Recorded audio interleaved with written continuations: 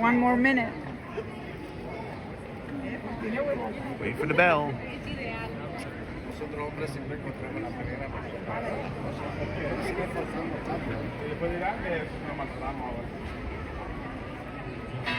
So, quarter of an hour, look at the chronos. There. You see the sunglass turning?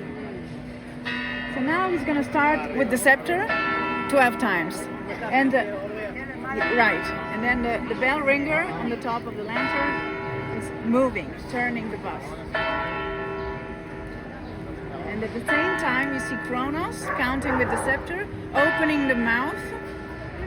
And then at the right side, the lion of the Zeringer, the city founder, turning the head left and right.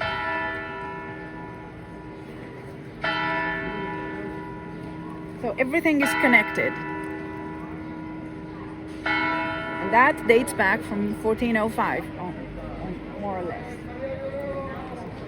So 15th, 16th century.